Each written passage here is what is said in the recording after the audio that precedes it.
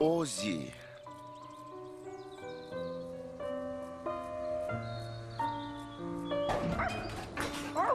Kaç Ozzy, kaç.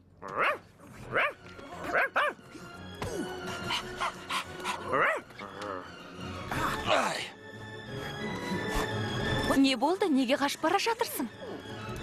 Uzak әңгіме.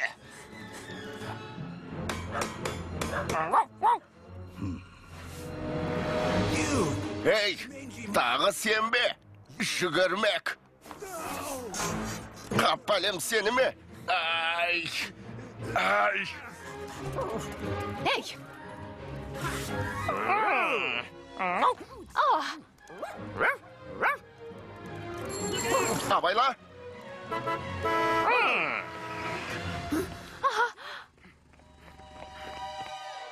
Bir ay burun.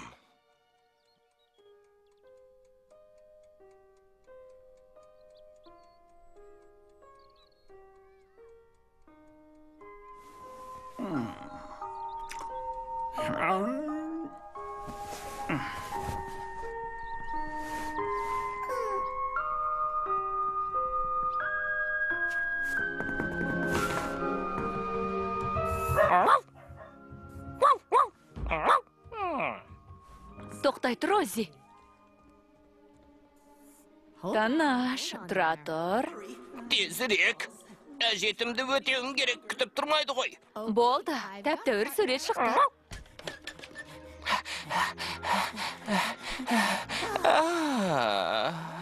Xayrli tang, Ozzy. Қайырлы таң, Мәди. Qarg'a bovun qisib turgan жоқ па, Tex? Айтпа, маған пайдалы екенін білем. Бірақ қасыңғым кеп тұр, қайтерімді білмейм. Senin ғана жағдайың ауыр деп бедің? Менің елерім дәретханадан су ішкізбейді. Аппақ ыдыста су тұрғанда қалай ғана ішуге болмайтынына таң қалам. Көріп тұрып ішпеген қиын ғой. Ой.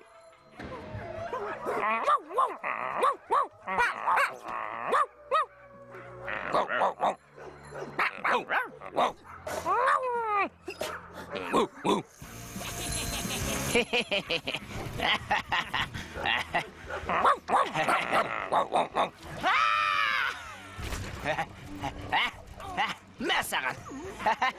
Қане екінші рет? Иә, келесі.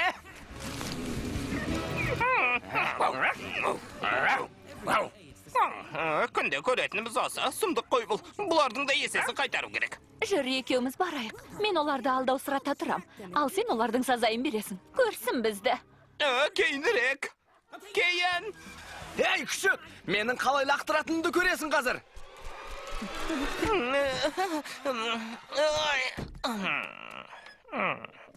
О, газета келдің бе, рахмет, Озzy. Паула, бір тілімнан қада орын қалдыр. Жоқ, жегім келмейді, үнемі күйдіріп пісіресіз. Күйдіріп деймісің, ол не дегенің? А?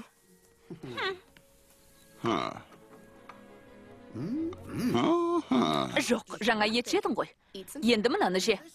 Мұның түк дәмі жоқ қой. Құрамында 10 түрлі дәрумен және ағзаға қажетінің бәрі бар. Дәмді болуға тиіс. Жаман емес.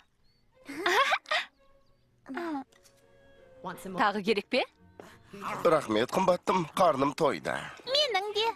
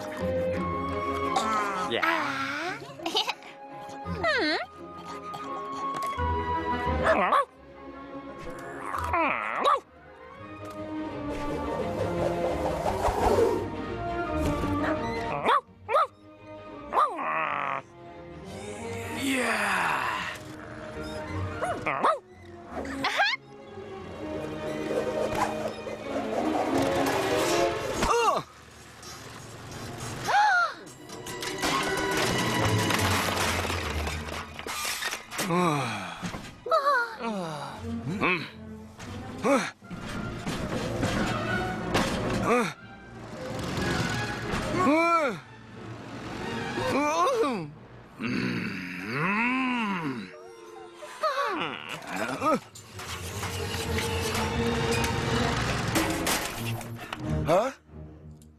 Ha. Қоршау, жатыр, шөп шапқыш.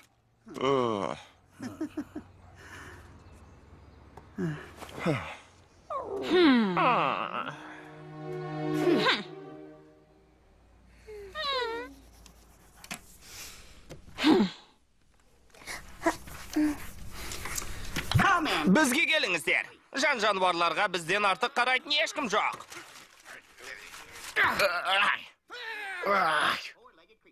Ай, Иғамақта отырғанына 2 күн болды, мәди, 2 күн. Кеше шұжық таситын көлікті жіберіп алдық. Болмыздық сатушы да кетіп қалды. Егер бүгін кәріс буритосын жемей қалатын болсам, көп нәрседен құр қалам. сабыр ету керек өзі. Ештеңеде мәңгілік емес. Сабыр ет деймісің? Бақанда 2 күн. Иттің уақытымен есептегенде мұның қаншалықты екенін білесің бе?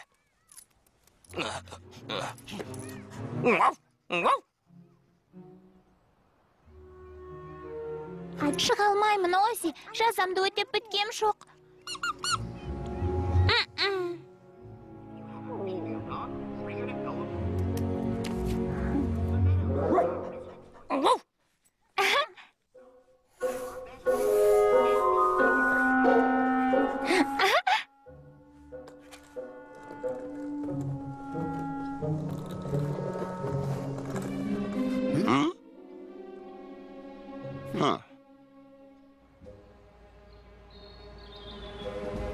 Жақсы, бас киім бар. Кешірімін алу үшін апама гүл алдым. Ал енді іске сәт. Ал сен ше, Ози, дайынсың ба?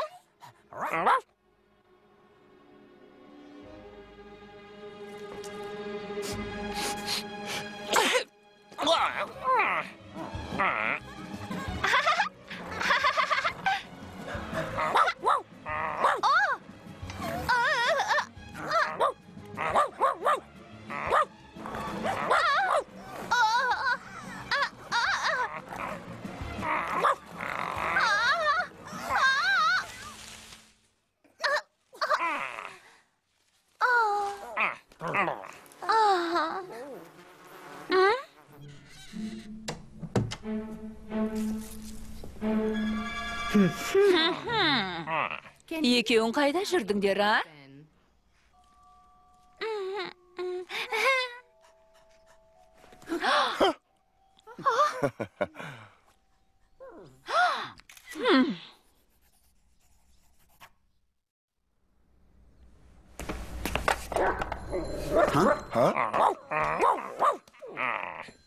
Рахмет, Ози. Хатты өзім алайын. Ha?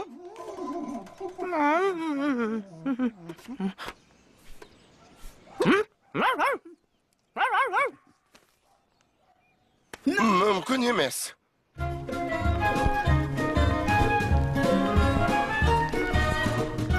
Жапонияға баратын болдық. Алақай, 4 жылдызды қонақ үй. Ішінде бәрі бар.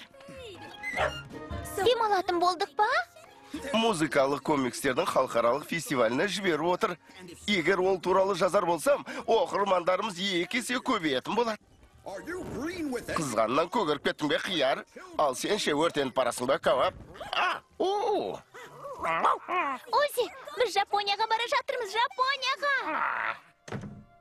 Ози, Жапонияға бара алмайтын болды. Неге? Мен визалайын деп елшілікке барып қайттым. Олардың айтуы бойынша, итті бірге алып барар болсақ, оны уақытша қамақ қалады екен. 2 апта бойы ешқайда шыға алмайды. Біз оны осында біреуге қалдырып кетейік. Қалай қарайсың? Иә, Марк. Жоқ, ол балаларды жақсы көреді. Үйді бұлғамайды. Ол тіпті PowerPoint-ты да біледі. Жоқ, әрине, бірақ тез үйреніп кетеді. Алло, Марк? Түк шықпады. Милдред апай, не дер екен? Ол кісі жиі араласпасақ та туысқанымыз емес пе? Иә, ең қиыны да сол болып тұр. Оның қолынан тірі қалу 2 талай. Апта соңына таяқ қалды. Банк жүйесі үшін қысылтаяң шақ болары сөзсіз. Демалысқа кетіп бара жатырсыздар ма? Итіңізді кімге қалдырарыңызды білмей жүрсіздер ме? Сеніп тапсыратын ешкімдеріңіз жоқ па? Тоқта, даусын шығаршы. Теледидардың даусын шығар десем, өшіріп тастаған не, Ози? Олай болса, Блю Крикке келіңіздер. Біздің қонақ үйіміз 4 аяқты жануарларға өте жайлы. Иттерді қатты жақсы көреміз. Ал иттеріңіз ұрғаш болса, оны Голден Медюсқа келіңіздер. Қане, бері кел. Эй, бері кел. Тоқта деймін. Тоқта. Қаш, Ози, қаш. Не болды? Не бүлдірдің? Ұзақ әңгіме. Ей, жүгірмек. Қара мұна, тағы сен бісің.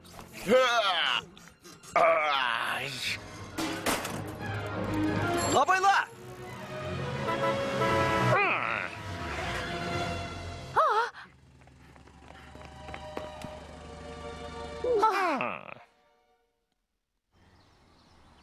Уайымдама, күнім. Бір ай көзді ашып жұмғанша өте шығады.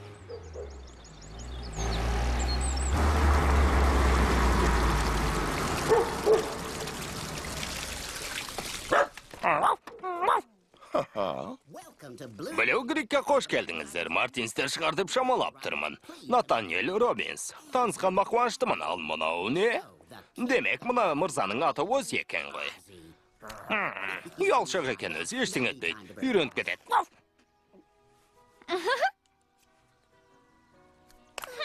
Кешіріңіз, бұрын соңды оны ешкімге тастап көрмеп едік. Айтпасаңыз да түсінікті, көп кешікпей пікіріңіз өзгереді. Жүріңіздер. Мен сіздерге көрсетіп шығайын.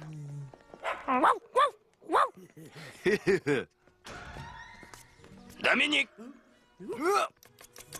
Мелвиль мырза ең дәмді азық-түліктерден тамақ жасайды. Мұның бәрі сапалы тамақтар. Дәмін көріңіз. Брокколи, оған ұнамайды.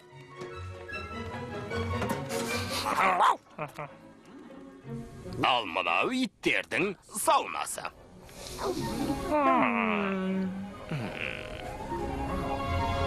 Массаж жасайтын бөлмеге жүріңіздер.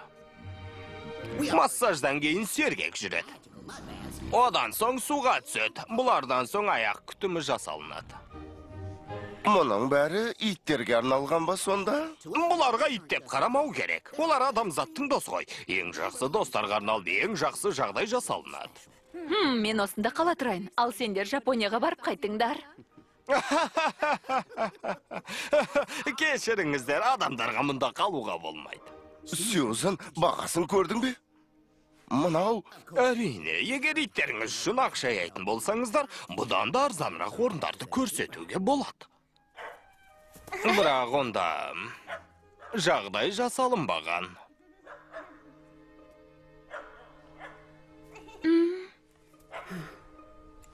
Қай жерге қол қояйын?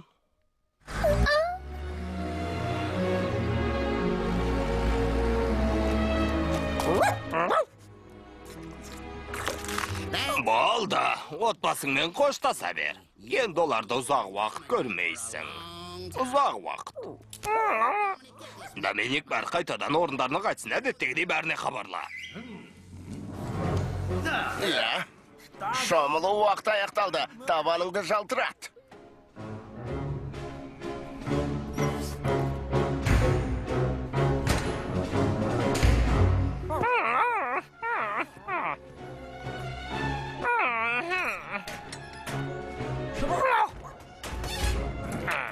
Бір минут. Жігіттер не болып кетті? Түсіндіріп жіберіңдерші, бұл не тағы? Дымыңды шығармай тыныш отыр. Жекеме тиме.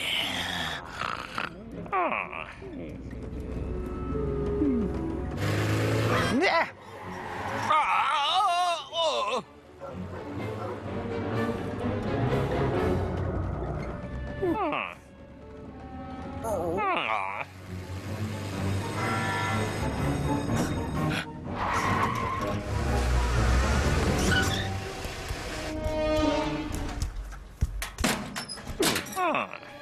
Бәрің түгел шығыңдар қане. Тезірек қимылдаңдар. Демалыс бітті.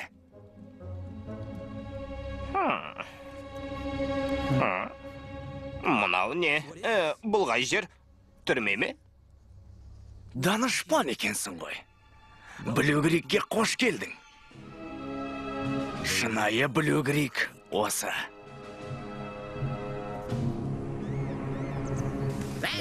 Қане тездетіңдер, бәрін көлікке теңдер.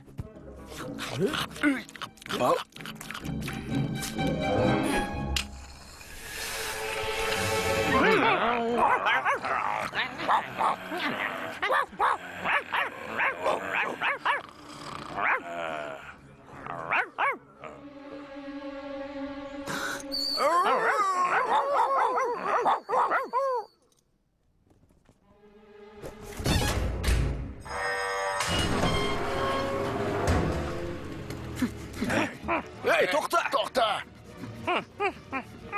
Мені дала кетіңдер! Ай!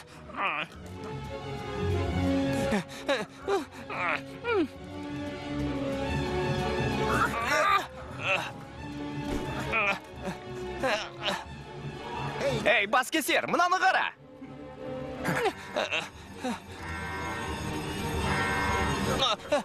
Жоқ! Денеңе қан жүгірді ме? Өзің жүгіргенді жақсы көреді екенсің? Бекер ақ.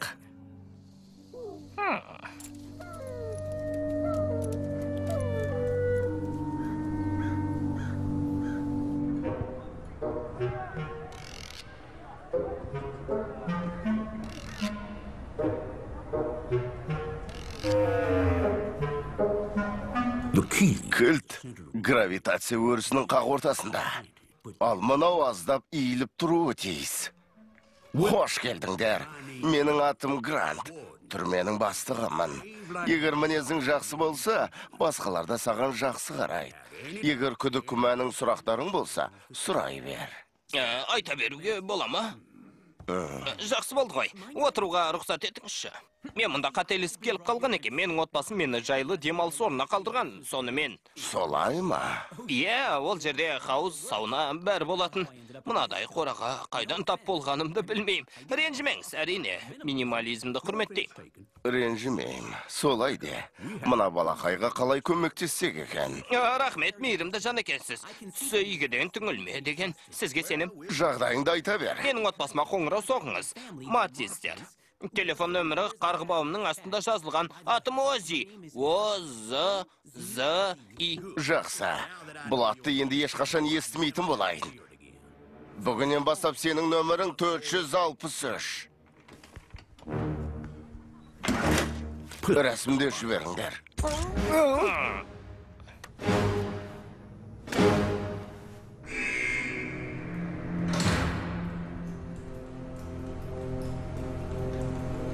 Жаңадан біреу келді. Күшек, жылағың келіп тұр ма? Қане айтшы, маған жылағың келіп тұр ма? Оған тырнағымды аздап батырып жіберсем, иесін шақырып, шәуілдей кететін шығар. Өндеріңді өшіріңдер. Өңшең иттер ешқайсың шәуілдерінде естімейтін болайын. Есіңде болсын, 463. Бұл жердің қожайыны менмін. Бәрін көріп тұрам, бәрін естимін, бәрін сезем, бәрін білем. Егер жаныңа тыныштық керек болса, тып-тыныш отыр. Қош келдің.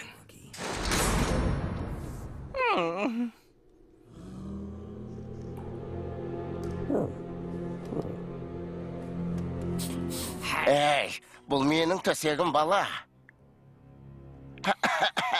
Міне енді ғана көрдім сені. Көзілдірігімді тағып едім, көзім анық көрді. Менің көзім ауырады. Басқалармен алысып жұлысқанды ұнатпайын. Ренжімесең менің сөреме тиіспе. Рахмет. Айтпақшы атың кім еді? 463. Жоқ, Ози менің атым. Ози. Танысқаныма қуаныштымын. Фронки, әңгіме айтқанды ұнатасың ба? Маған сырласып әңгімелесетін біреу керек. Жалғыз өзім омалып отырғаныма 6 ай болды. Сонымен қандай жағдай болды? Қане, жібер әңгімені. Қандай тағамды, қандай адамды ұнатасың? Тынышталыңдар! Тынышталыңдар! Сонымен қайдан келдің? Жарайды, айтсам айтайын. Бірақ бұл әңгімені басқаларға айтушы болма. Мен мұнда уақытша тұрам. Ем бір айдан соң келіп, мен бұл жерден алып кетем. Әрине, мені де алып кетем деген. Реми сені қашан алып кетуі керек еді? Бір айдан соң. Мұнда жүргеніңе қанша болды? 1 жыл. Ал сен ше, Рос? Мен де солай. Иә, кешіріңдер, өкінішті екен, бірақ менің иелерім онда емес, олар мені міндетті түрде алып кетеді. Иә, не десің де өзің біл. Айтып қояйын, мен қашуды жоспарлап жүрмін. Қаласың маған қосылуыңа болады. Бұған қалай қарайсың? 10 болды, жарықты өшір.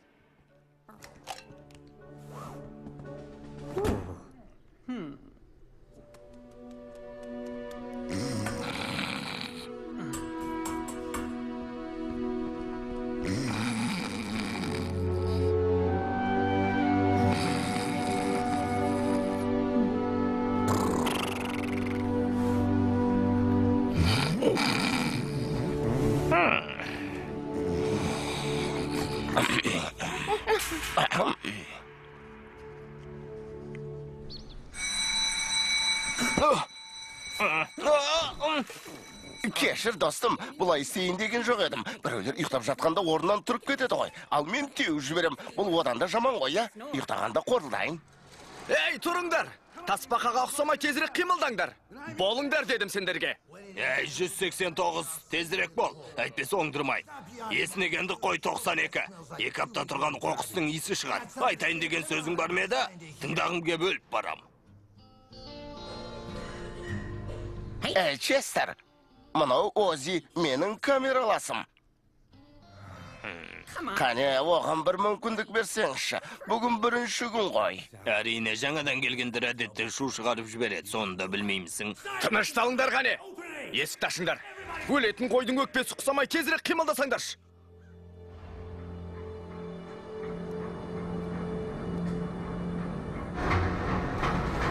Иә, 463. Бойыңда күш қуатың тасып тұрған сияқты. Міне, бар күшіңді осында жұмсасаң болады. Жұрттың бәрі осында жұмыс істейді. Күнделікті мөлшерді орындап отырмыз керек. Егер орындай алмай қалсақ, дауға қаламыз. Бізге оның қажет жоқ қой, солай ма 463? Жоқ, мырза.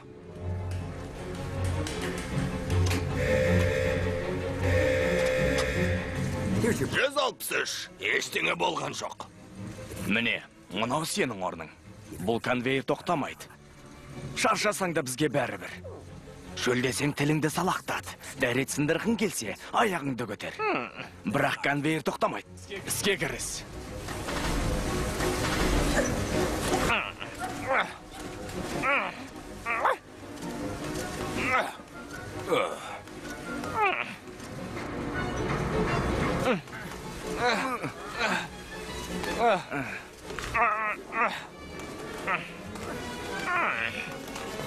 Ей, не істеп тұрсың боқмұрын? Мына ісің үшін тірідей теріңді үрейді ғой.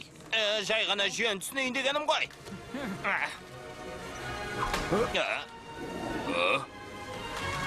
Қорқпаңдар, бәрі қатаң бақылауда.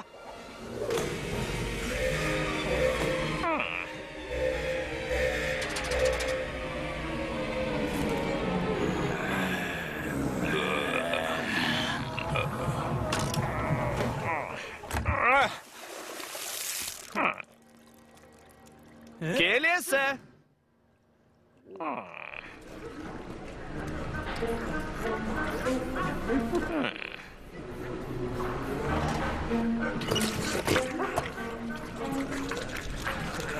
Келесі.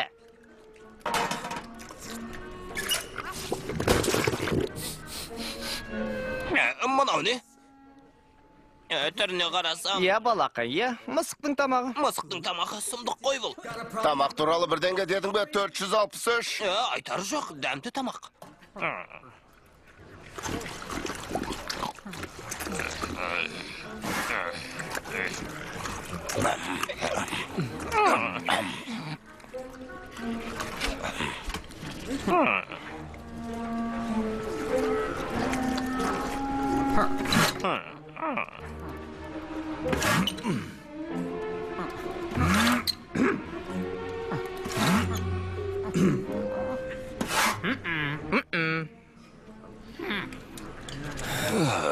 Ей, Фронки, мен әбден мезі қылдың. Ей, қайда барасың?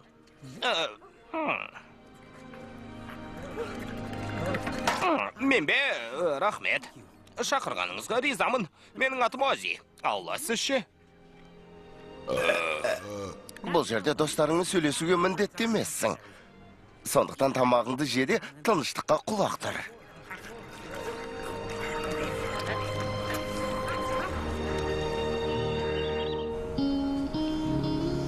Жұмыс қиын емес. Кітаптарды арбаға тиеп алып таратып шығу керек. Бар болған сол. Солақ па, рас па? Көмектескеніңе рахмет. Маған бұл жұмыс ұнайды. Жаныңа бұдан артық тыныштықты қайдан табарсың? Бұл Стардоктың арнайы нөмірі ғой. Сенің комикстерді ұнататынды білмеппін. Жоқ, жұмсақ бірдеңе шайнайын деп едім.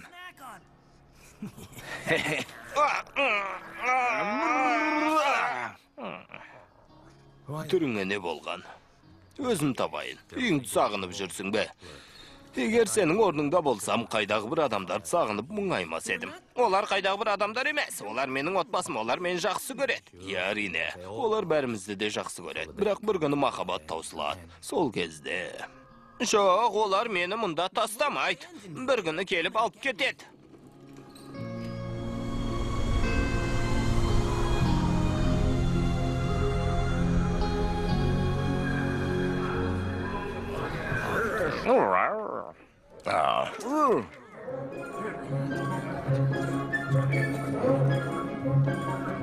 Не болды, бұлар кімдер?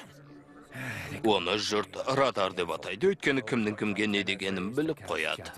Ей, радар, жағдайың қалай? Жағдай? Жағдайды сұрап тұрмысың? Аспаннан түскенде болып тұрсың ғой. 6-шы күні біздің көзімізді жояды, міне жағдай. Бүгін Вито келеді. Бәрдің басқаратын сол. Оның ақ дегені алғыс, қара дегені қарғыс. Барып тұрған ит. Витоның жүрген жерлан көзіне көрінбе. Ей, Чиф, бүгін басталама? Бүгін 6-шы күн емес пе? Өшірініңді, радар. Шәуілдеп мазамдалдың ғой. Құйрықтарыңды қысып алып. Кетіңдер бәрің.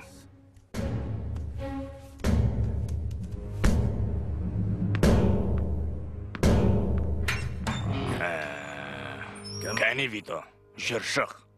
Шық.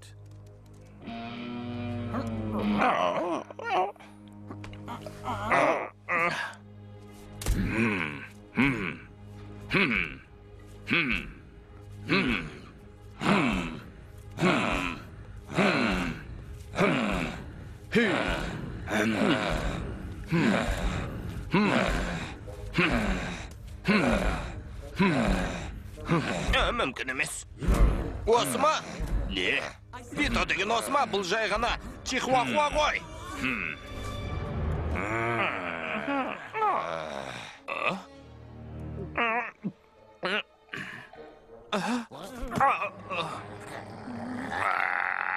Қайтадан зынданға түскін келе ме, Вито? Көп кешікпей екеуміз қайта көрсеміз. Көрде тұр. Жақсы, жарайсың, ит.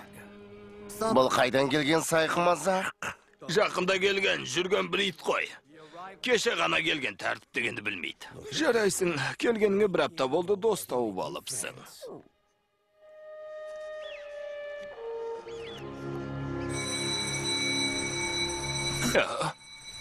Ой! Франки, сараң боп көрінгім келмейді, бірақ мұна саттың мәселесін шештегі жақсы болар еді. Байлап қоямыз ба, әлде? Франки?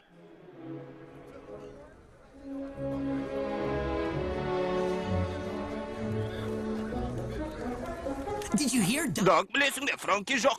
Бұл жерден тайып тұрыпты, таңертең оянып сөйлеп жатсам. Жазық қой, Ред. 15-ші рет қашпақ болды. Бұл жолы қайтты екен. Қорадағы қоқыс салатын ыдыста тығылып жатыр екен.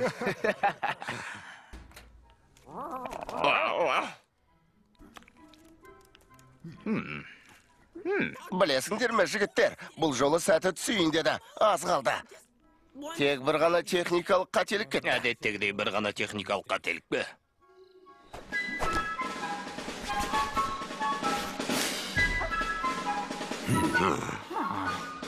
Дәкер, бастықтың кабинетіне келші.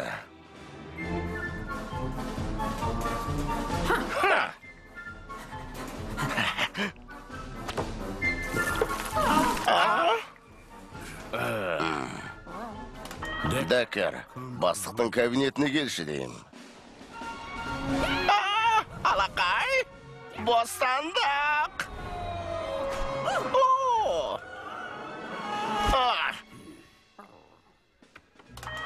Декер, бастықтың кабинетіне келші.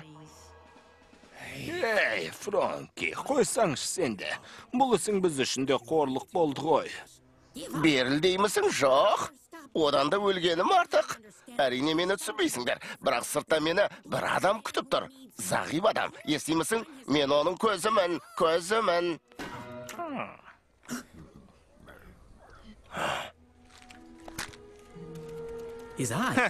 дейме, Фронки оны жетектеп жүретін ит пе? Рас па? Жағдайларың қалай, жігіттер? Сен туралы хабар алдым Витодан. Оның сенімен сөйлескісі келеді екен. Менімен бе? Я сенімен. Не, түсінбей тұрмысың? Жоға. Әлде жаныңдағы дог сияқты. Құлағыңның мүкісі бар мед? Ал сен қайда барасың? Шақыру тек бір адамға ғана берілген. Естимісің бір адамға?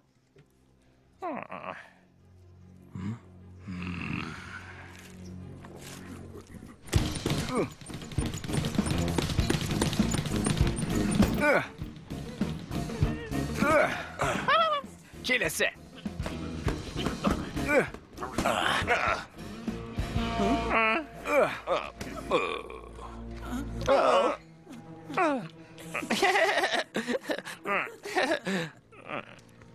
Тап-таза екен, Басеке. Ешқандай бейті жоқ.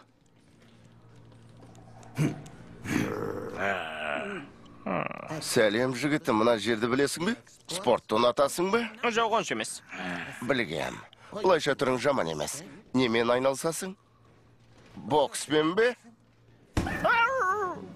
Жоқ, бокспен емес, жоқ. Түсінікті, сені жүгіргенді ұнатады деп естідім, мұның жаман емес. Мен олай демес едім.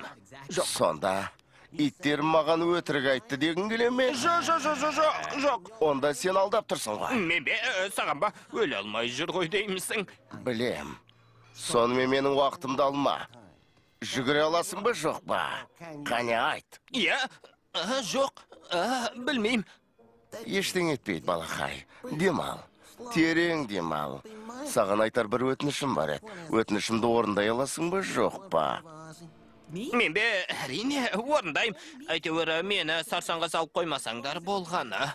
Сарсаң деймісің? Естідіңдер ме? Өзі темір торда отырып, сарсаңға түскісі келмейді екен. Мені өлтіретін болдың ғой, балақай. Жоқ, ешкімді өлтірген жоқпын. Атама, сонда қалай, біреуді өлтір дегің келіп тұр ма? Жоқ.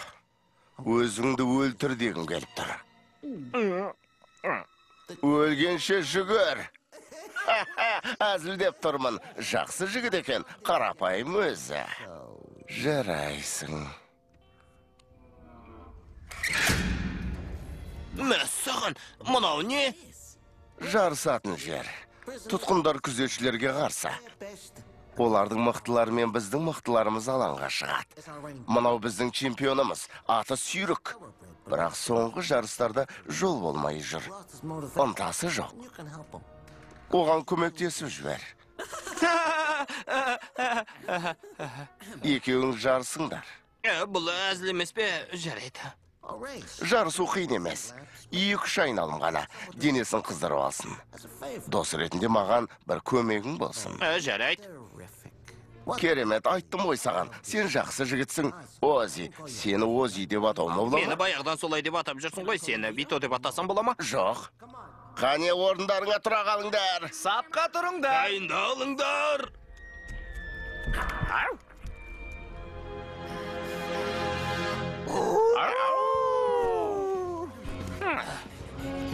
Бірінші айналымда Сүйрігіміз әдеттегідей алға шықты.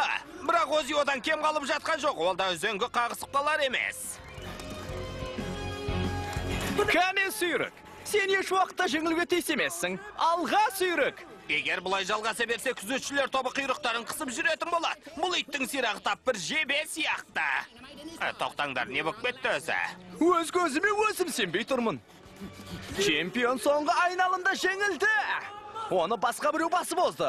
Ол өз атағынан айырылды. Сұмдық қой бұл. Осымен бітті. Қош бол, сүйрік. Ал ертеңше дайындық осы уақытта бастала ма? Мен саған кездескенше деген жоқпын. Ертең келесің дегем жоқ, сүйрік. Саған қош бол, сүйрік дедім. Ози, жүгіруден жарысқа қатысатын топтың арасында бос орын бар. Сен не дейсің? Жұмыс істегің келе ме? Мен үшін жүгіресің бе? Түсінбедім. Тағы өтініш айтып тұрмысың? Жоқ, түсіндіре кетейін. Мен саған өтініш айттым. Сен оны орындадың. Енді саған қарыздармын. Ал мынау ұсыныс. Екеуміз серіктес болсақ қайтеді. Әлгілерді бірге жеңейік. Ал мен сенің өміріңді жеңілдетем. Қалай қарайсың? Уақыт бересің бе? Әрине, ойланып көр. Мұнда уақыттан басқа неміз бар? Бір тәулік уақыт берем. Бір тәулік? Иә, бір тәулік. Саған жасаған жақсылығым осы болсын. Қарыздар едім ғой. Ойланатын несі бар? Бас тарт. Тек қиын жағдайға қалмасаң, ештеңе ұтпайсың. Ал егер келсем, мысықтың тамағының орнына бәрі ет жейтін болады. Иә, соңынан балмұздақ жейді. Көп қиялдай берме, ақымақ. Витоға сенуге болмайды. Оның не істеп жатқанын көрдің бе? Қара.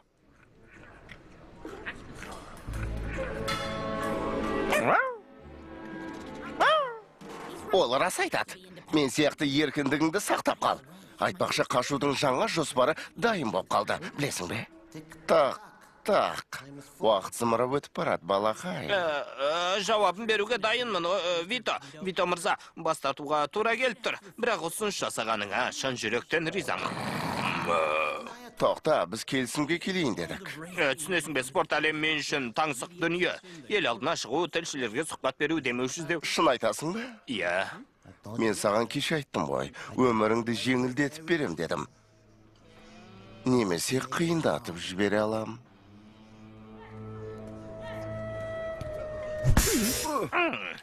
Ой, байқамай қалдым.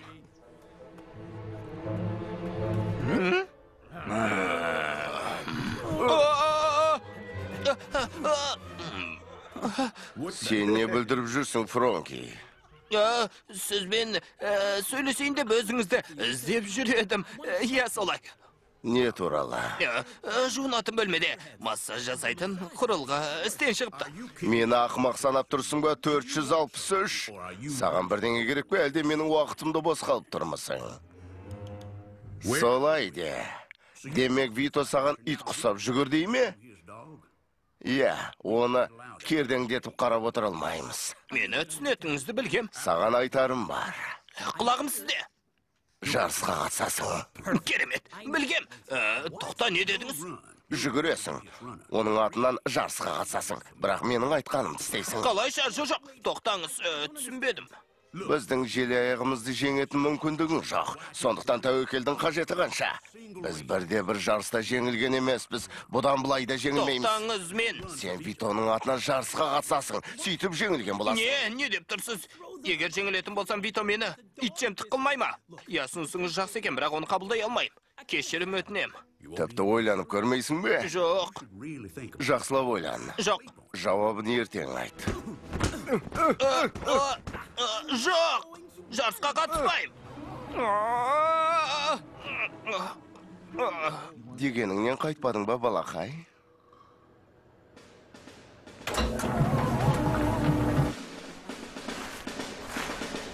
Керемет.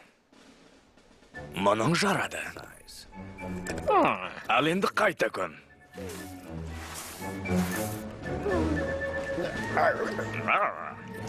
Жоқ. Келесі. Қарным ашып кетті. Сүйек мұжығым келіп тұр.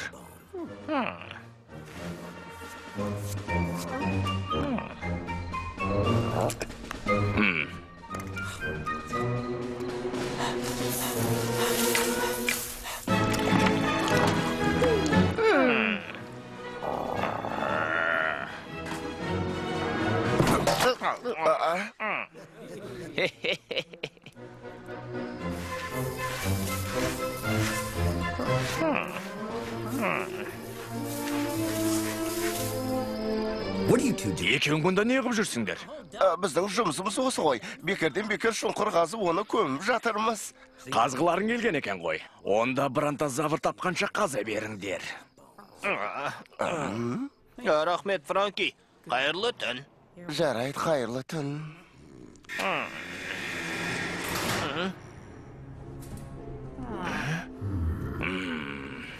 Не болды? Дем аламыз дедіңдер ме? Түнгі ауысымда жұмыс істейсіңдер. Бұл жұмысты аяқтаған соң, аулада шұңқыр қазып қойыңдар. Түсіндіңдер ме? Жігіттер, сендерге кесірім тиді, кешіріңдер мені. Маған сенбейтіндеріңді білем, бірақ сендерге уәде берем. Мен ем алып кетуге келген кезде... Ем дейсің бе? Олар сені алып кетуі керек еді ғой. Қанша уақытта? Бір айдан соң беді? Қане айтшы? Иә. Бір ай өтіп кеткен. Сенемісің? Әлі сені ешкім іздеп келген жоқ. Ешкімде. Олай болу мүмкін емес. Есептен шатасқансыңдар ғой. Мұнда бір қателік бар. Мен ем еш уақытта тастап кетпейді.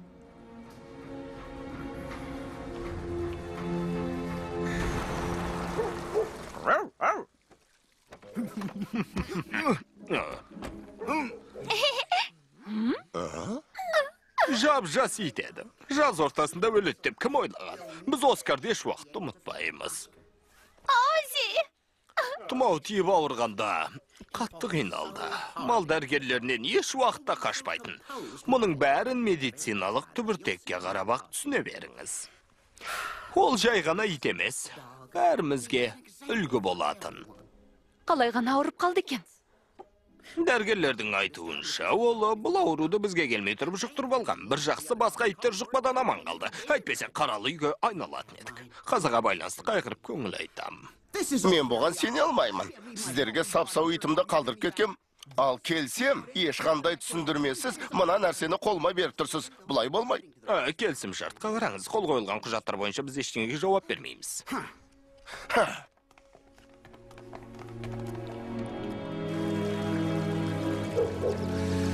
Сіздер жеңдіңіздер, жарысқа қатсам. Сенің көнетіңді білгем. Кешіріңіз, бүкіл тұқымымызбен сондаймыз, аздап қырсықпыз. Ештің етпейді, ренжімейміз. Болған іс болды, өтті де кетті. Бесті әкелші, достым. Сен мені ұятқа қалдырып жүрме. Жерге қаратушы болма. Енді біз серіктеспіз. Есіңде болсын, жеңілуің керек. Сен жеңесің. Келістің бе, есіңнен адастың ба? Сонда қайсысын алдағалы тұрсың? Егер грант алдасаң, Деккер саған сүйек көмдірмейді. Мен грантты алдамай. Егер бетон алдасаң, ол сенің терің жуынатын бөлмеге төсейді. Бетонды алдамайым. Онда қайсын лақтырып кетпексің? Екеуінің даузынан қитам.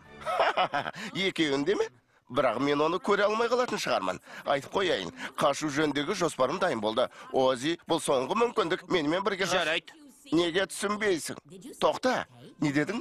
Дұрыс айтасың, жарайды дедім. Бұл жерден тірідей шығу мүмкін емес. Қайсын алдасам да аман қалмайды екем. Сондықтан бәріміз бірге қашайық. Алақай, ақылы кірді деген осы. Менің жоспарымды естісең таңғаласың. Менің де жоспарым бар. Кім мені қолдайды?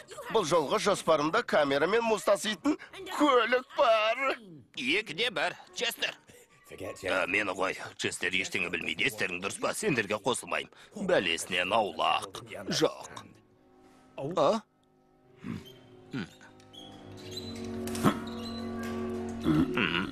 Доктор айтады. Оны үгіттеудің қажеті жоқ. Оны көндірем деп жүргеніме бірнеше жыл болды. Ит өмірге көндігіп кеткен. Бірақ, жарайды, тыңдаңдар. Біз бұлай істейік.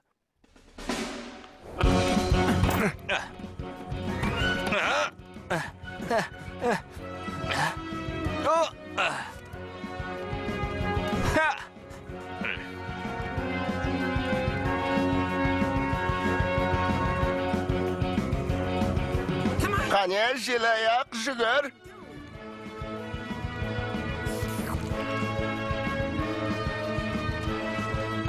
Ози, қолтаңбаңды алуға бола ма, чемпион? Озидің қолтаңбасы.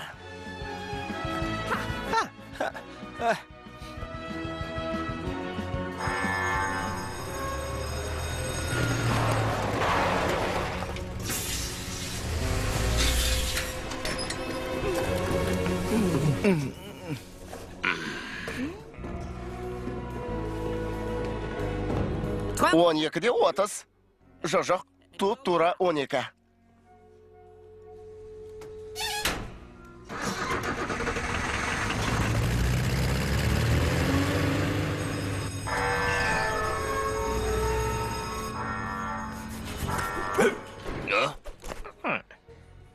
12-ден 10 кетті. Тал түсте келеді екен. Мұнда не болып жатыр? 102, 103. Жарайсың, чемпион жарайсың, тағы. Міне осылай, қане?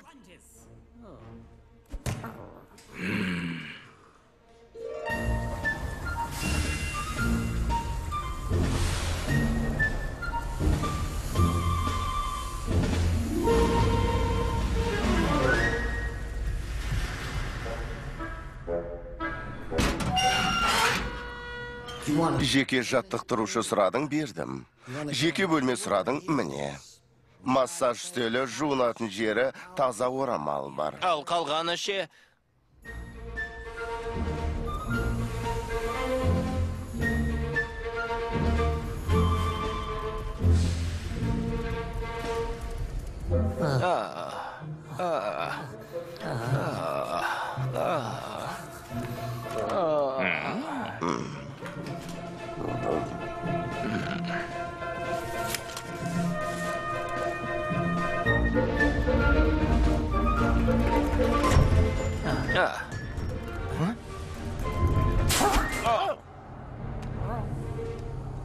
Бұдан түк шықпайды. Іші шырғалаң сияқты. Бізге бұл ғимараттың сызбасын табу керек. Қалайда? Оның қайда екен білем. Мұны кез келген итім білет. Не, сызба Гранттың кабинетінде ме? Ол жерге қалай кіреміз? Оны қалай табамыз? Бізге біреу көмектесер. Ең бастысы оны көндіру керек. Уайымдама, ол жағын өз мойныма алам. Айттым бітті.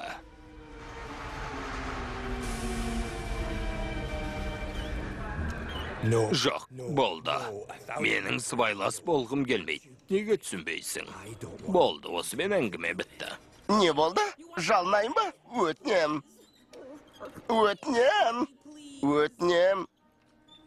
Міне газ. Саған керек осы еді ғой. Одиссей. Бір ақмақтар үйге қайтпақ болады, бірақ жартысы жолда қырылады. 1 сағат. Кілтті 1 сағатқа ғана берсең болады. Біз Гранттың кабинетіне кіреміз, сызбаны аламыз да, тайып тұрамыз. Кілтті өзіне қайтарып береміз. Болмайды, Грант бұл түрмедегі исшілейді. Бір талқылдан саусақ таңбасы немесе бөтен иіс болса бірден сезеді. Мүлік қойса құрыдым дей бер. Болмайды. Ей, қартайған кәрі қанден. Қитығыма тиіп біттің ғой, бұдан артық шыдай алмайым. Тоқта. Сенің кесіріңде басын дауға қалады. Егер осыдан бірдеңе шығады деп ойласаң, қателесесің. Қойшы. Маған бәрібір. Көп кешікпей, су кеуіп кетеді. Егер дұрыстап айтқанды түсінбейтін болсаң, онда бар ғой. Білесің бе? Тоқта, жарайды. Мен саған көмектесем.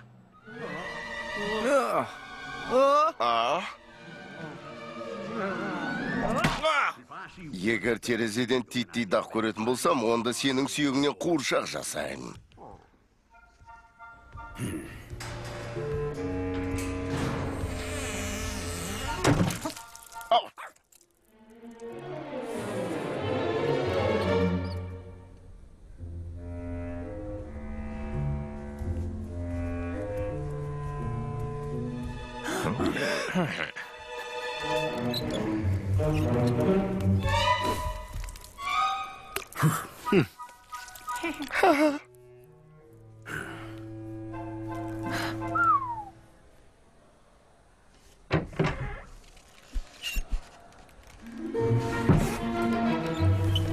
Құдай үшін сақ болыңдаршы. Грант заттарын ұқыптап қояды. Әрбір заттың, әрбір қағаздың қайда тұрғанын жатқа біледі.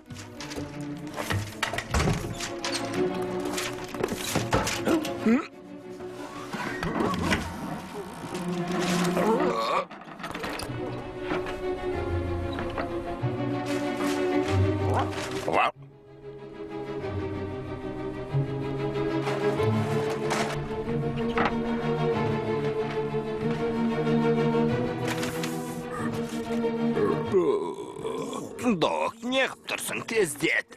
Әйтпесе столып боламыз, қартайғанда зынданды көрсетпесін.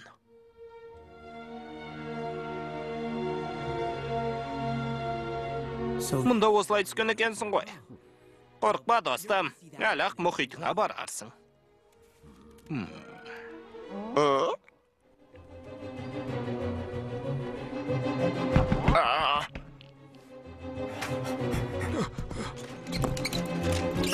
Мінеки, таптым! Таптым! Сызбаны таптым! Кеттік! Алақай!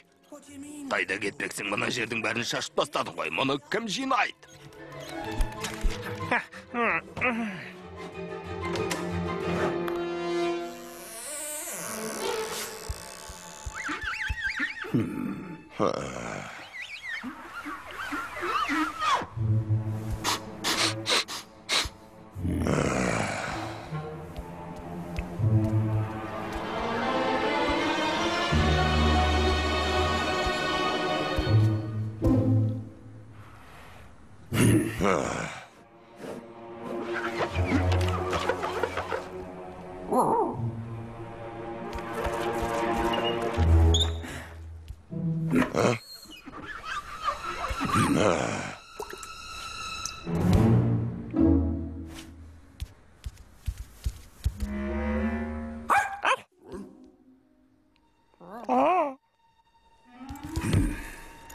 Қалайсыз, Басеке? Мен тазалық жұмысын жасап жатырмын. Қалай?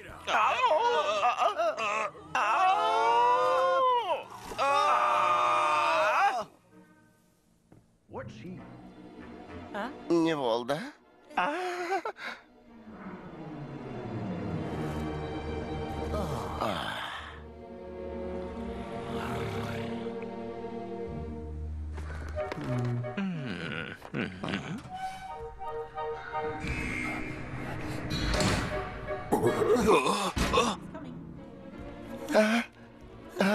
Келе жатыр. Тыныш. Келе жатыр. Енді қайттық. Кешіріңіз. Бізге кедергі жасамаңыз. Жарысқа дайындалып жатырмыз. Док, ол кетіп қалды ғой. Ози! Ози! Ози! Ози! Ози! Ozi! Ozi! Ozi! Ozi! Ozi! Ozi! Ozi!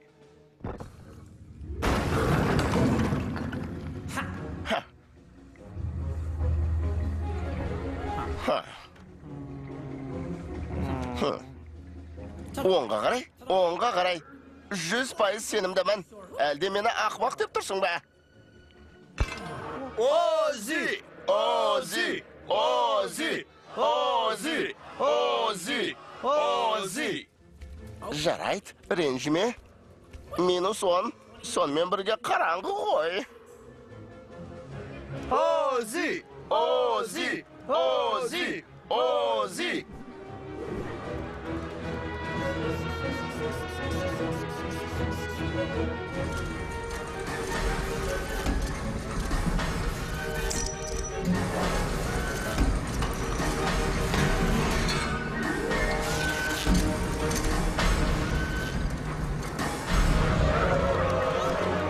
Қанеки о? О. Қанеки з? З. Тағы бір рет з? За. Ал енді и? Ozi! Ozi! Бұл не тағы? Мен ештеңе естіген жоқпын, тайып жығылды. Неге өтірік айтасың?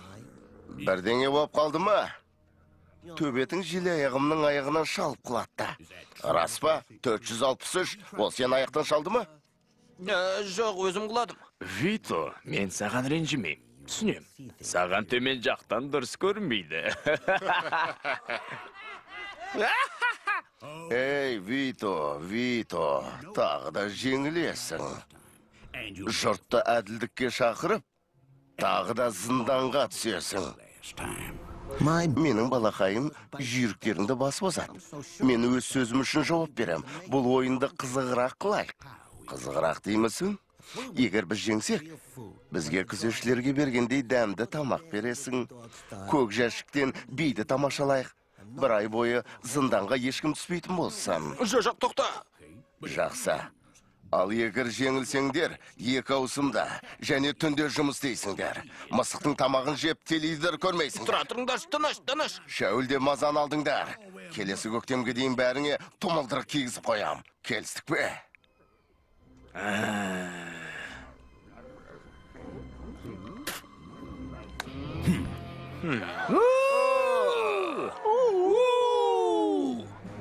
Кеш жарық ханымдар мен мырзалар. Біздің естен кетпес елеулі кешімізге қош келдіңіздер. Бүгінгі күнде дәл қазіргі уақытты тағдырдың шешуші сәті деп бағалауға болады. Жарыс басталуға аз қалды.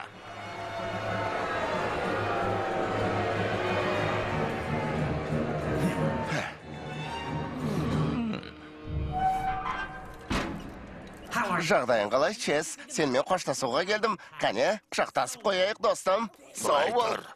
Алған беттеріңнен қайтпайды екенсіңдер ғой. Иә, Честер, егер кесіріміз тиіп кетпесін десең, бізден аулақ жүр. Мұның зардабы қандай болатын білесіңдер ме? Тана шақырын. Сырттағы өмірлеріңнің қандай болатын білесіңдер ме? Көзге түсіп қалмас үшін әр ағаштан сығалап жүресіңдер. Ал олар бұлтырмен сұмдыққа айналдырады. Бұдан өткен сұмдық болуы мүмкін бе? Тыңдаңдар, олардың қандай тәуекелге бас тіккендерін түсінемісіңдер? Олар?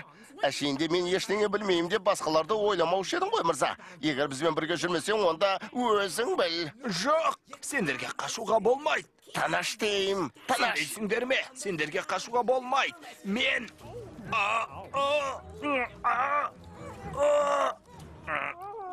Жарайсың, док. Кешір, Честер, бізде тәуекелге бел буып отырмыз. Бізді ешкім тоқтата алмайды. Бүгін қашамыз.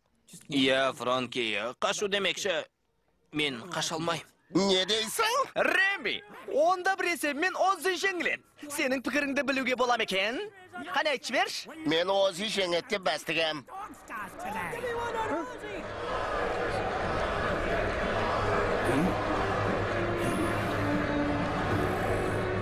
Не болды? Айнып қалдың ба? Жоспар осал ма? Жоспар осал болуы мүмкін емес. Бәрі ойдағыдай. Жоспарды ғой, егер Честердің айтқаны рас болып шықса ше, бәлкім олар үшін жарыста жеңіп шығуым керек шығар. Солай ма? Онда олар деп отырғаның Витон мен Лоба. Және сені жарысқа қатысу үшін сыртыңнан тас атқандар екенін есіңе сала кетейін. Білем. Ал қалғандары ше, олар маған сеніп отыр. Олардың өмірлерін жақсарту менің қолымда. Мен де жақсы өмір сүруге лайықпын. Доқта жақсы өмір сүруге лайықты. Мұның не? Жарайды, онда дауыс берейік. Көпшілік қалай шешер екен? Жұрттың дауысы ұлғая түсті. Жарыс басталатын уақыттан 10 минут асып кетті. Алаңдағы жұрт Ози қайда деп айғайлап жатыр. Ей, жалқаулар, жұмыстарыңды дұрыстап атқарыңдар. Ози! Ози! Ози! Ози! Ози! Ози! Ози! Ози! Ози! Әлгі бүрге қаптаған ит қайда жүр? Неге кешігіп жатыр? Сүйреп әкеліңдер. Күш қолдансаңдар да мейлі. Міне, жарысқа қатысатын желаяқтарымыз келді. Бұл Джок пен Найзағай, Білу күрек жануарлар үйінің атақты желаяғы. Бұл Джоктың рекордын жаңарталар мекен. Бәріміз бірге тамашалап көрейік. Жеңіліп көрмеген чемпионның түрінен ешқандай асып-сасу байқалмайды.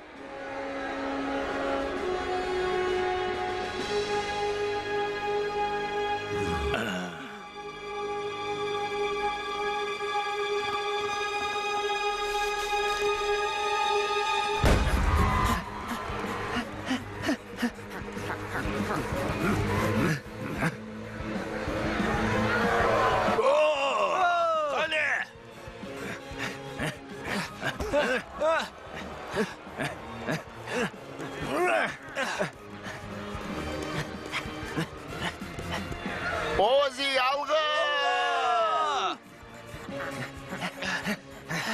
Мұндай тартысты алғаш рет көруім. Жұрт демін ішіне тартып жарысты бақылап отыр. Керемет.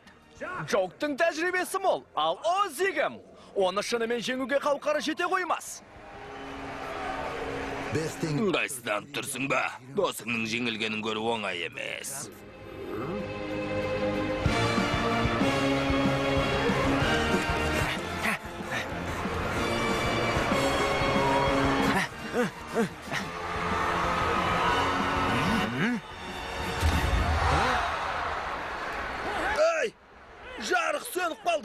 Не қып отырсыңдар, ақмақтар? Түзесеңдерші.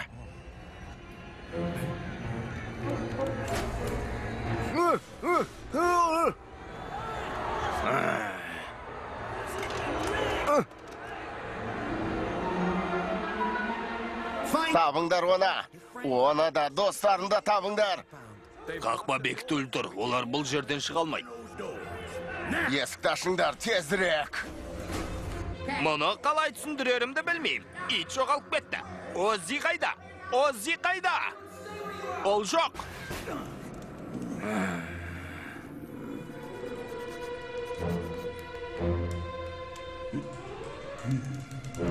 Олар мұнда емес, Басеке. Іздеуді жалғастырамыз.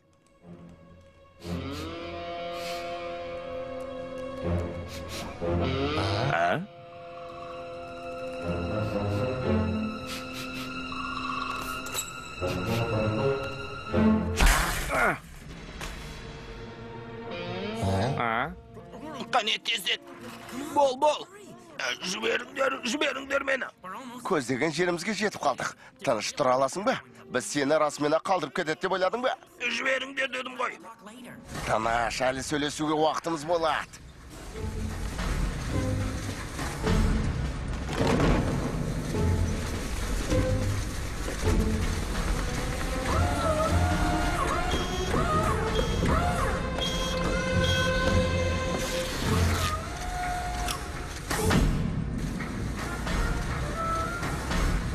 Спортшылар бірнеше рет айналып түсуге дайын. Керемет болды.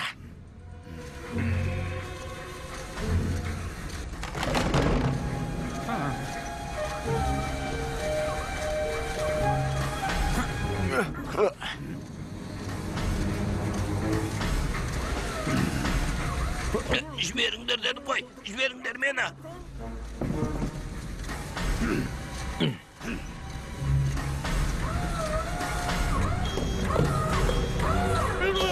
Жіберіңдер мені.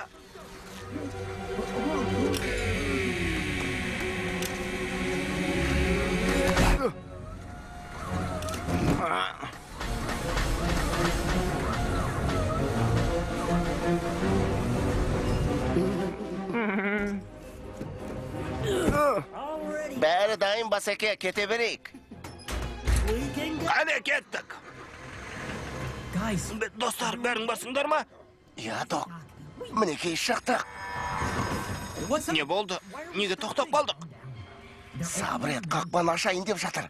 Әйтеуір Деккердің түрін көрмесем екен.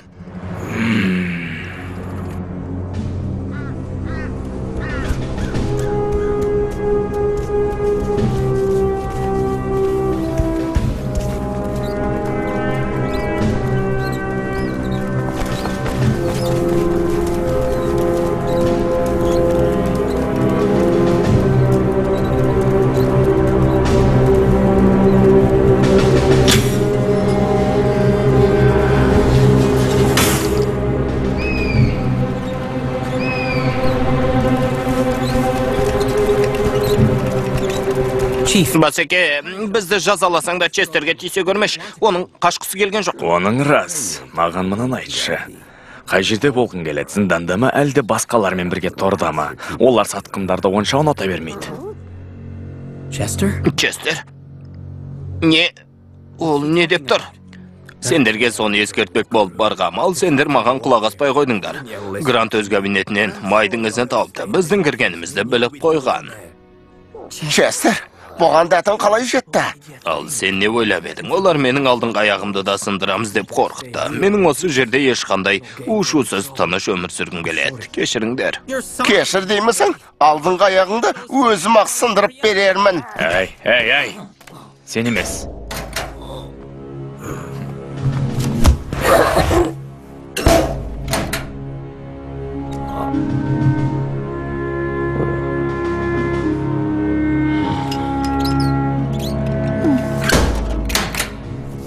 Hey. Сен емес. Сенімен бастық өзі жеке сөйлеседі. Бастық сөйлес болған соң мен желкелеймін. Сен емес, мен желкелеймін. Тынышталыңдар. Байғұс бала, Жүрегіңнің түгі бар екен, керемет. Бірдеңе керек пе, Басеке? Жоқ, рахмет, Деккер. Кете бер, азырақ бой жазайын. Кәрі қанден айтқанда сенбеп едім. Оған дәті шыдамайды дегем. Ал енді қара, көрдің бе? Өмірде бәрі біз күткендей болмайды ғой. Дәл қазір сіз де ендігәрі олай етуші болма деп жібере саласыз. Абайлы ақмақ. Кешіріңіз. Оған тиме, жағдайды ушықтырма. Жат. Мұны жасауға ұзақ уақыт кеткен шығар. Тыныш жат деймін. Жоқ. Тағы біреуін керек.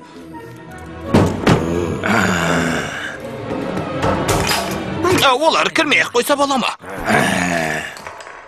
Таныштыр, Деккер, тапжылма. Тыңда, балақай, бір келісімге келейік. Қашпақ болғандарыңды ұмытайын. Басқа не керек саған? Жазадан құтқарайын ба? Тек бір нәрсе ғана қалайым. Ұста!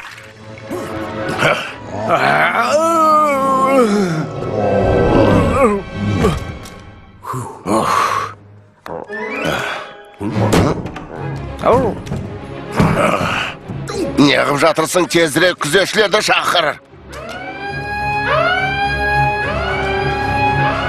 Не болып кетті? Не болып жатыр?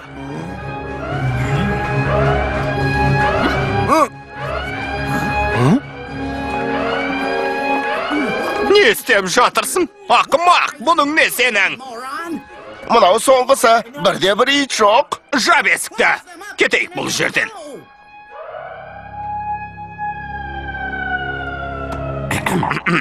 Бәрі екі. Естіп тұрсыздар ма? Кімнің сөйлеп тұрғанын? Өздеріңіз де білесіздер. Жарыстың қалай өткенін көрдіңіздер. Менің айтарым, болған іске өкінбеймін. Тағда 1000 рет қайталап айтайын. Жарыста жеңбедік деп ашуланып тұрсыздар. Бірақ бұл жарысты жеңу мүмкін емес. Мұнда бәрі алдын ала келісілген. Соны біліп қойыңыздар. Келісілген? Қалай сонда? Хей, бұрын неге бұл туралы естімегем? Грант әдей ұйымдастырмаса да, бәрібір жеңбес едік. Өйткені біз әлде қашан жеңілгенбіз. Өйткені олар біздің бұрын еркін болғанымызды ұмыттырды. Бірақ мен оны ұмытқан жоқпын.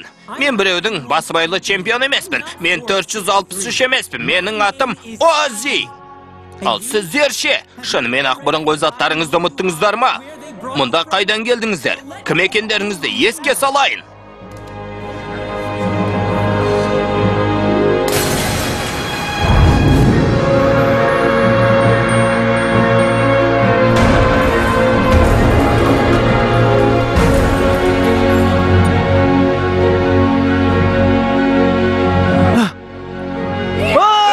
Мұнау менікі. Мұнау менікі. Міне, мұнау менікі. Менікі. Мұнау менің қарғыбауым.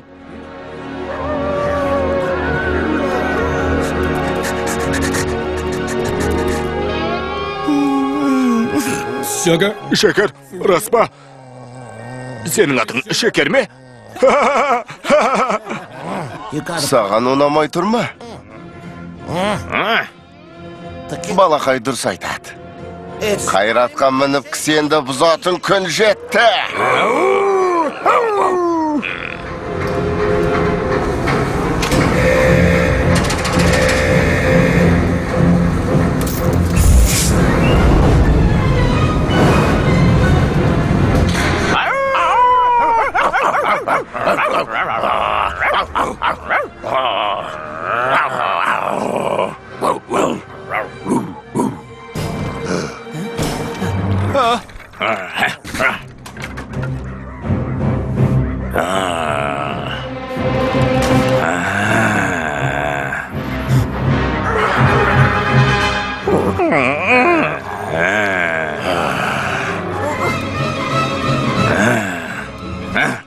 Сен ұстай алмайды деп тұрмысың.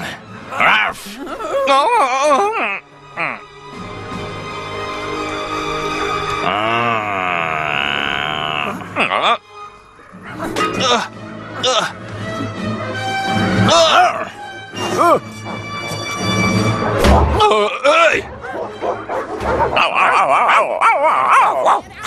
қане бұл жерден, көлікті оталдыр. Кілт қайда?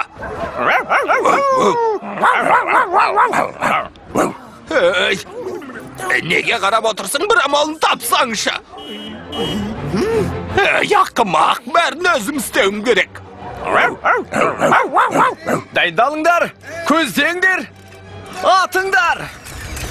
Маработтарды қараңдар. Түрлі түсті екен, қараңдар. Ақмақтар! Доптарға жоламаңдар, допты тастап қашыңдар. Жарайсыз Басеке, мықты екенсіз.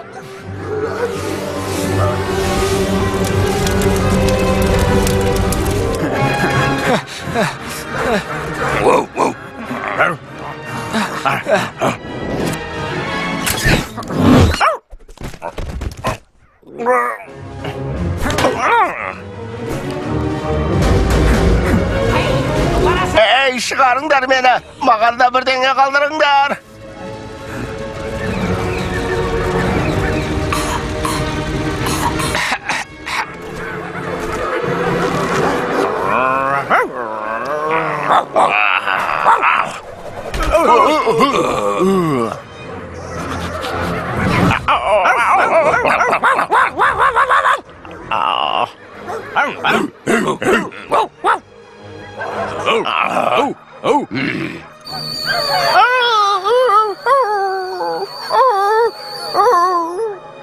Жарайсыз Басеке, мықты екенсіз. Жақсы ит екенсіңдер, жарайсыңдар. Эй, мен де мінейін. Доминик!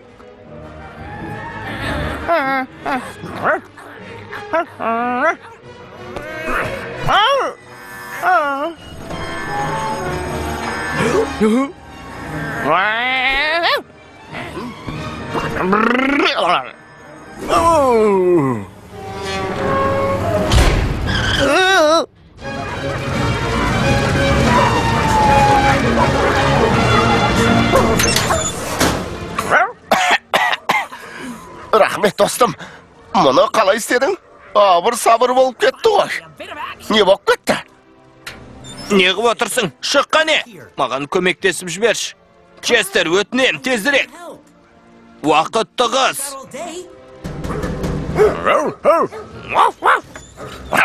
Сонымен 463. Қай жерге кеп тоқтадық?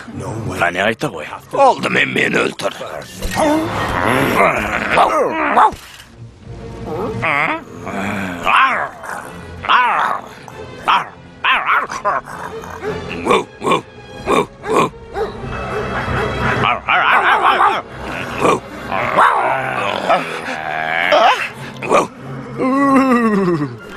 Рұқсат етесіз бе? Бермесеңіз де болады.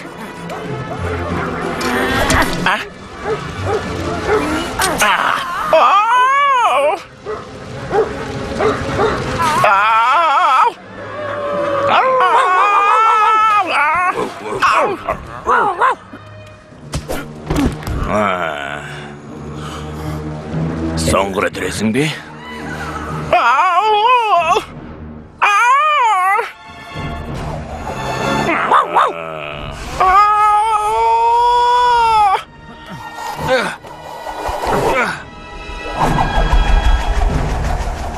Ай, мүлт кеттің. Әліптің артын бақ.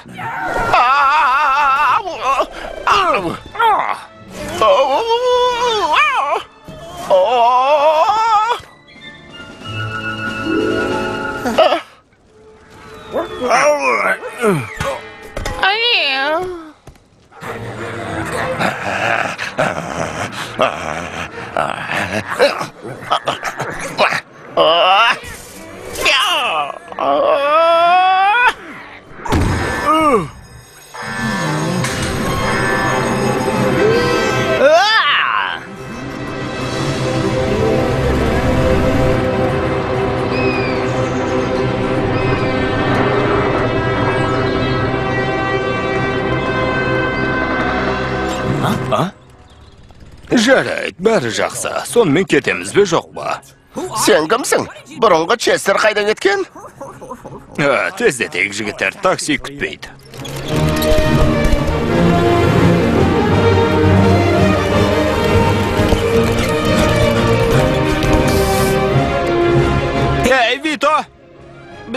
жүрмейсіңдер ме?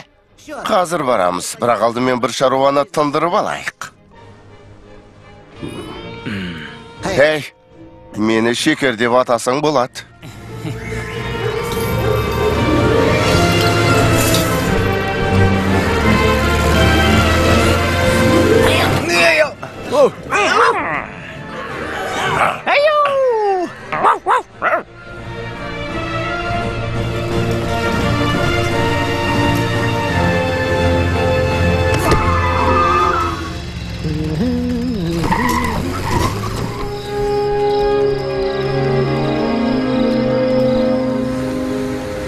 Міне, мұхитқа да жеттің, Док.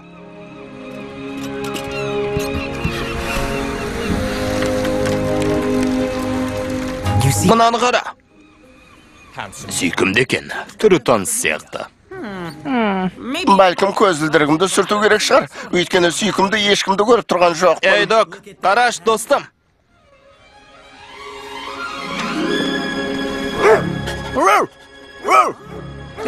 Док?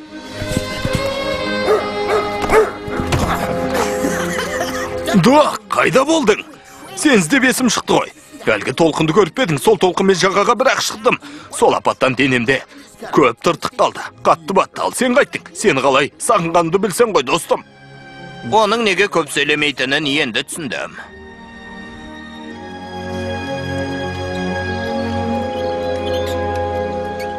Міне, келдік. Мынау сенің үйің. Не қып тұрсың? Франки? Не істеп тұрсың? Қорқатын уақытты тапқан екенсің. Батыл итсің ғой. Боб менің орныма басқа ит асырап алған шығар. Әрине сөйтеді, өйткені оның көзі көрмейді. Басқа иті бар, мені мүлдем ұмытты. Олай деме, сен ұмыту мүмкін емес, Франки. Биттен де жамансың, кез келгеннің құлақ етін жейсің. Үнемі сондайсың. Габи?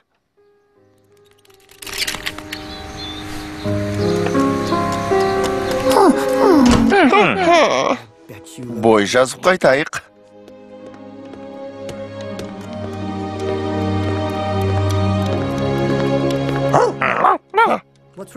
Әдемі күшік боларсың.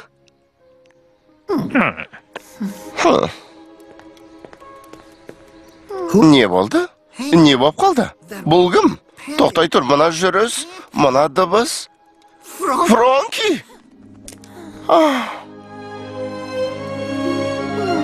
Енді ешкім қашу туралы жоспар құрмайтын болады.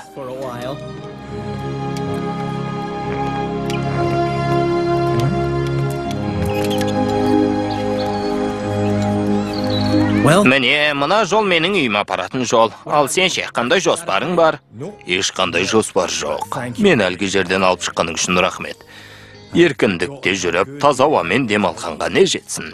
Шын айтасың ба, бәрі дұрыс екеніне көзің жете ме? Өмірде тәжірибесі мол кәритпін ғой. Мен де өз жолымды табармын. Рахмет, Оззи. Көп рахмет. Сау бол, достым.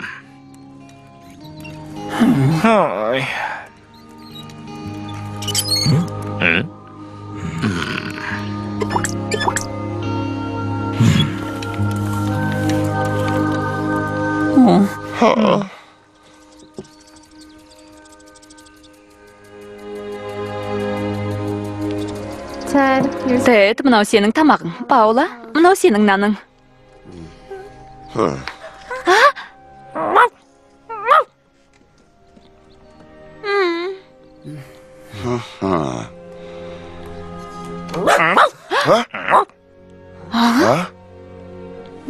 Оззи? Оззи, тірімісің? Оззи!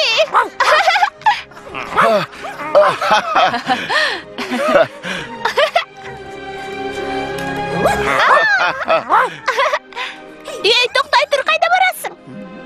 Не?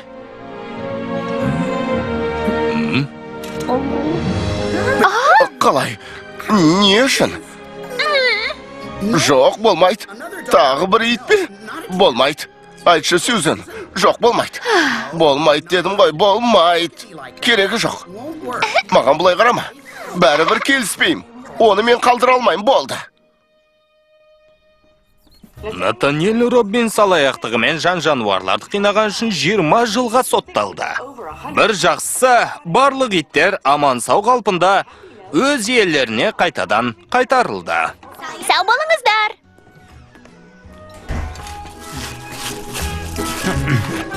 Таңға шаман болған жоқ. Күйген нанға жететін не бар шіркін.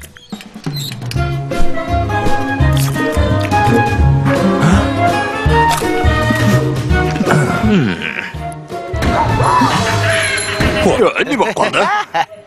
Бұл кім тағы? Шақырылмаған қонақтар.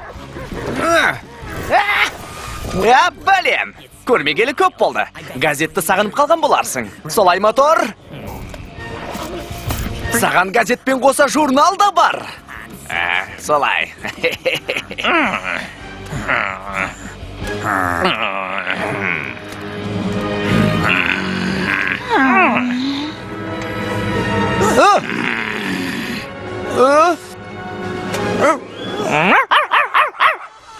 Құтқарыңдар! Құтқарыңдар!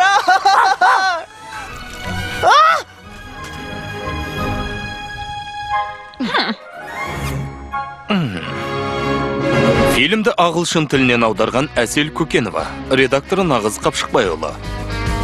Фильмді дыбыстағандар Ислам Зейнуллаев, Меруерт Балғабайқызы, Медет Рахымбергенов, Мираш Жанарбекұлы.